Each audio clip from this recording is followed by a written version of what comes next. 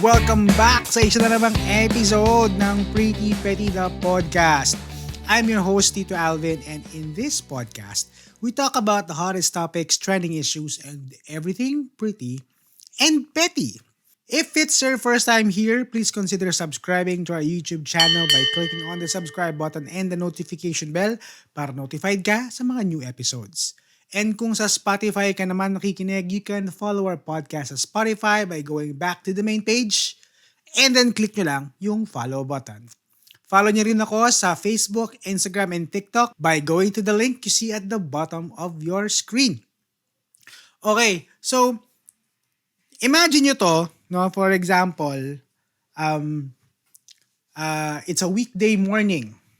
Gumising ka ng maaga, naligo ka, nag-almusal ka, sumakay ka ng bus, no? O kaya UV Express, o kaya nag-grab ka kasi meron kang importanteng meeting.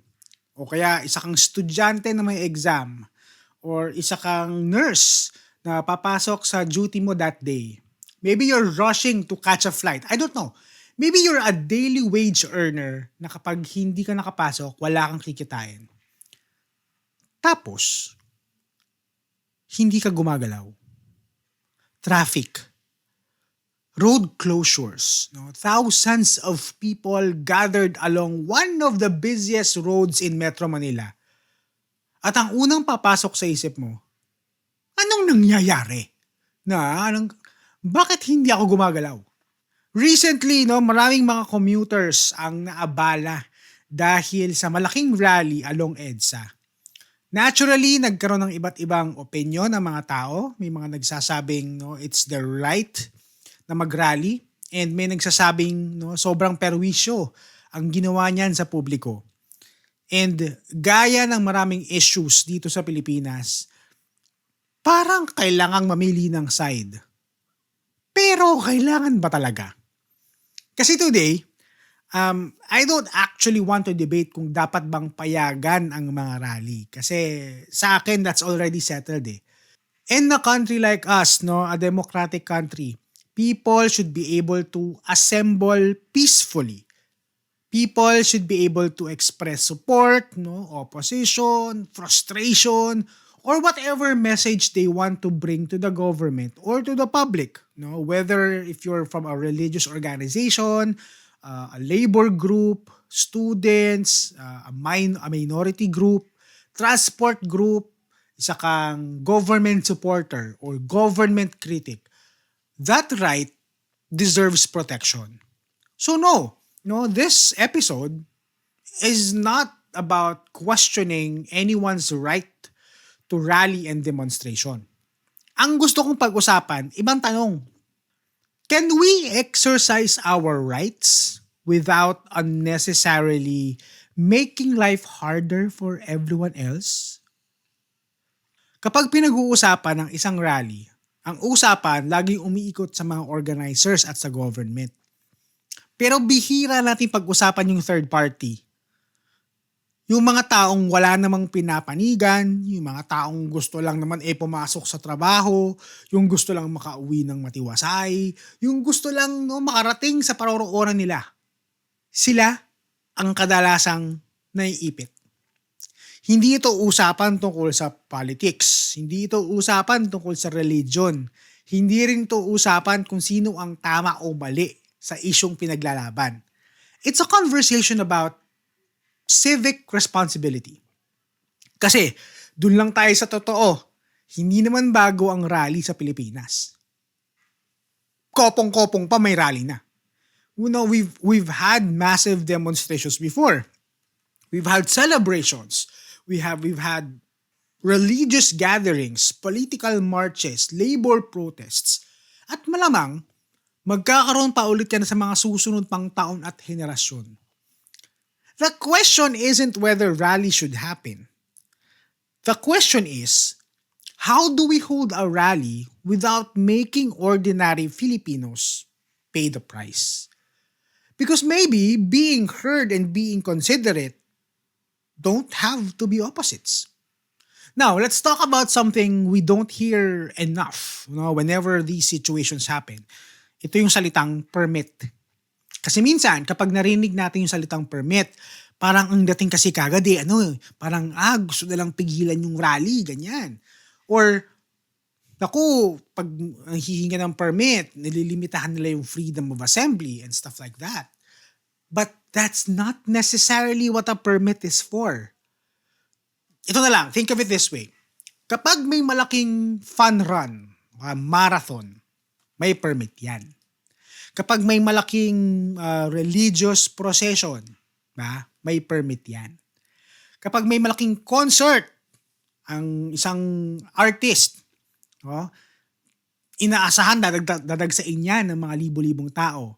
Dapat yan may coordination with different government agencies. Hindi dahil bawal gawin, kundi dahil kailangang paghandaan. May traffic rerouting, may emergency response, may ambulance access, deployment ng traffic enforcers, may mga advisory sa social media and announcement sa radio. May pagkakataon ang public na mag-adjust. And I think yun yung pinaka-importante. Because inconvenience isn't always avoidable. Pero, surprise inconvenience usually is. Magkaiba ang dalawang yan. Kung alam kong sarado ang EDSA bukas kasi may rally, pwede akong umalis na mas maaga. Pwede akong maghanap ng alternate route. Pwede akong mag-work from home kung papayagan ako. Okay, pwede kong i-reschedule yung appointment ko kung meron man. Hindi man ideal, pero at least meron akong choice. Pero kung malalaman ko lang na meron palang rally habang nasa biyahe na ako, wala na. Finish na. Kasama na ako sa na-stranded. At ang pinaka-apektado dito, hindi naman yung politikong pinaglalaban nyo. Hindi rin naman yung organizer ng event nyo. It's the ordinary Filipino. Yung empleyadong baka malate at mabawasan ang sweldo. Yung delivery rider na bawat minuto katumbas ay kita. Yung maliit na negosyong naghihintay niyang customers, yung mga estudyanteng may exam, yung mga pasyenteng may appointment, yung mga pamilya na gusto lang makauwi ng ligtas. Sila ang unang sumasalo ng epekto. And here's the thing, hindi man bago sa Pilipinas ang malalaking rally. Tulad ng sabi ko kanina, we've seen demonstrations attended by tens of thousands, even hundreds of thousands through the years. Labor Day protests are announced ahead of time. People Power Anniversary are publicized in advance. May mga large religious activities na they involve coordination with the LGUs, traffic management, and law enforcement. Days or even weeks before the actual event happens. Does that mean walang traffic? Of course not. Meron pa din naman. Does that mean walang naaabala? Hindi rin. For sure may maaabala. Pero, may isang malaking kaibahan. Kapag may permit ka at may paunang advice, may panahon ng publiko para maghanda. And sometimes, that's all people are asking for. Hindi convenience, hindi perfection. Just enough notice to plan their day. We always say that democracy is participation. Tama naman, Pero democracy is also consideration. Because our rights don't exist in a vacuum. Habang ginagamit ko ang karapatan ko, may iba ring gumagamit ng karapatan nila. May karapatan akong magpahayag, pero may karapatan din ng ibang tao na makarating sa pupuntahan nila. May karapatan akong magtipon, pero may karapatan din ng ambulansya na makadaan sa kalsada. At doon papasok ang pagiging responsable. Hindi niyan pinapahina yung mensahe ng isang rally. In fact, mas pinapalakas pa niya yung message na gusto niyong iparating. Because when a movement shows respect not only for its supporters but also for everyone around it, people are more likely to listen. At sa tingin ko, yun ang dapat na goal ng isang rally. Hindi lang isang matagumpay na pagtitipon, but instead, isang rally na responsable. And ito siguro yung gusto kong iwan sa episode na to, na sana, no, hindi natin gawing tungkol sa isang grupo lang ang usapang to. Kasi kung bukas, may mga grupo ng mga estudyante magrarally, ganito rin ang sasabihin ko. Kung bukas, may mga labor groups or transport groups ang magrarally, ganito rin ang sasabihin ko. Kung supporter ka ng administration or isa kang critic ng administration, ganito pa rin ang sasabihin ko. At kahit anumang religious organization pa yan, ito at ito pa rin ang sasabihin ko.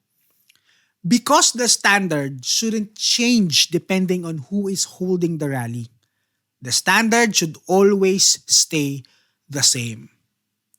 Rally responsibly.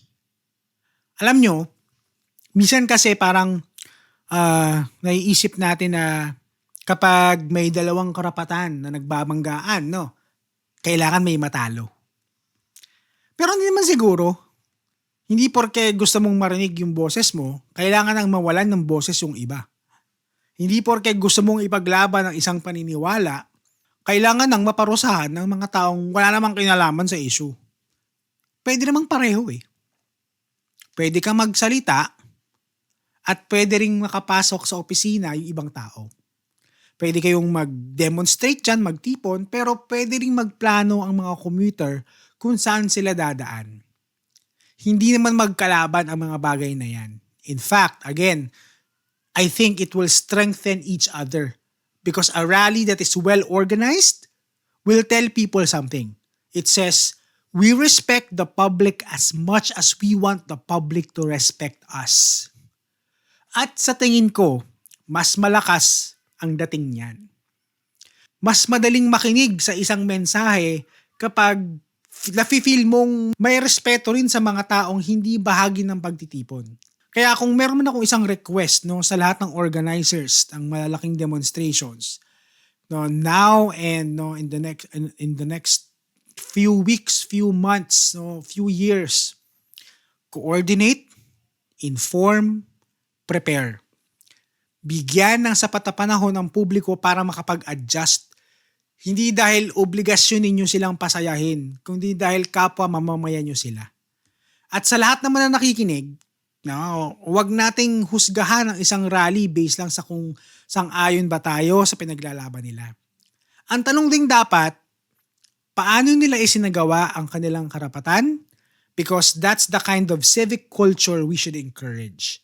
A culture where people can disagree without creating unnecessary hardship. A culture where rights are exercised with responsibility. At siguro doon ko tatapusin yung episode na to. No? Hindi natin kailangang piliin sa pagitan ng freedom at order. Hindi natin kailangang mamili sa pagitan ng right at consideration. Because in a healthy democracy, those two should always go together. Okay, so I think dyan na muna. No? Diyan ko na lang muna tatapusin ang episode na to. Please don't forget to like and share this episode and don't forget to subscribe to our YouTube channel and follow our podcast on Spotify. Please follow our social media pages on Facebook, Instagram, and TikTok by going to the link you see at the bottom of the screen or just go to linktr.ee/prettypettythepodcast. Kung brand ka naman and you're looking for partnership, please send me an email at prettypettythepodcast@gmail.com. And with that, lagi natin tatandaan to always stay pretty at wag maging petty. Bye-bye!